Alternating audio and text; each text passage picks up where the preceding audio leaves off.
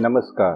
भीमसेन एक विस्तृत छायादार पीपल के पेड़ के पास बिठाकर पानी का पता लगाने के लिए माँ और भाइयों से कहा, ये जलचर सारस पक्षी की मीठी वाणी सुनाई दे रही है।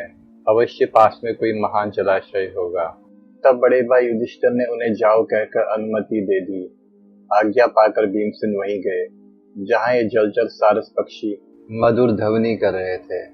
भरत श्रेष्ठ वहां पानी पीकर स्नान कर लेने के पश्चात भाइयों पर स्नेह रखने वाले भीम उनके लिए भी चादर में पानी लेकर आए।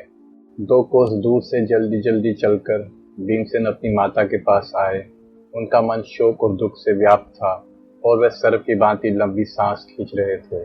माता और भाइयों को धरती पर सोया देखकर भीमसेन मन ही मन अत्यंत शोक से सप्त हो गए और इस प्रकार विलाप करने लगे, मैं कितना भाग्यहीन हूँ, आज अपने भाइयों को पृथ्वी पर सोया देख रहा हूँ। इसे महान कष्ट की बात देखने में क्या होगी। आज से पहले जब हम लोग वारणावत नगर में थे, उस समय जिन्हें बहुमूल्य शैया पर नींद नहीं आती थी, वही आज धरती पर सो रहे हैं। जो महाराज कुंती भोज की कन्या, राजा विचित्रवीर्य की पुत्रवधू तथा महात्मा पांडु की धर्मपत्नी है, जिसने हम जैसे पुत्रों को जन्म दिया है, जिनकी अंग कांति कमल के भीतरी बाग के समान है और बहुमूल्य शयन पर शयन करने योग्य है। देखो, आज वही कुंती देवी यहाँ भूमि पर सोई है। ये कदापि इस तरह शयन करने योग्य नहीं है। इससे बढ़कर दुख में और क्या देख सकता हूँ कि जब अपने नरश्रेष्ठ भाइयों को आज मुझे धरती पर सोते देखना पड़ रहा है। जिसके कुटुंबी पक्षपात युक्त और कुल को कलंक लगाने वाले नहीं होते, वह पुरुष गांव के अकेले वृक्ष की भांति संसार में सुखपूर्वक जीवन धारण करता है। गांव में यदि एक ही वृक्ष पत्र और फल फूल से संपन्न हो, तो वह दूसरे समान वृक्षों से रहित होने पर भी चैत्य अर्थात देव वृक्ष माना जाता है तथा उससे पूज्य मानकर उसकी खूब पूजा की जाती है। जिसके बहुत से शूरवीर भाई बंधु धर्मपरायण होते हैं, वह भी संसार में निरोग रहते हैं और सुख से जीते हैं।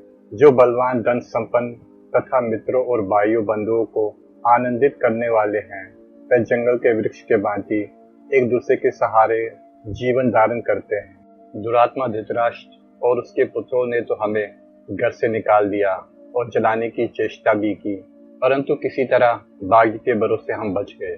आज उस अग्निदाह से मुक्त होकर हम इस वृक्ष के नीचे आश्रय ले रहे हैं। हमें किस दिशा में जाना है इसका भी पता नहीं है।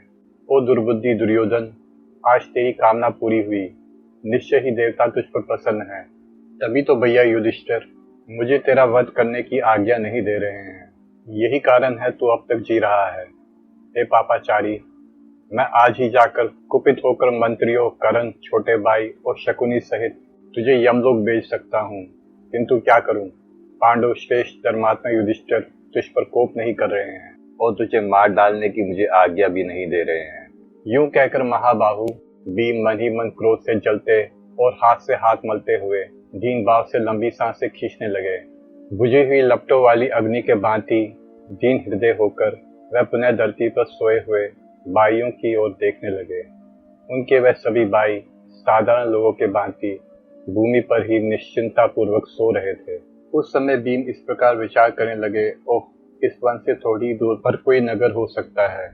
ऐसे समय में मेरे भाई सो रहे हैं, अच्छा मैं स्वयं ही जागरण करता हूँ। थकावट दूर होने पर जब ये नींद से उठेंगे तभी पानी पिएंगे। ऐसा निश्चय करके भीमसेन स्वयं उस समय जागरण करने लगे।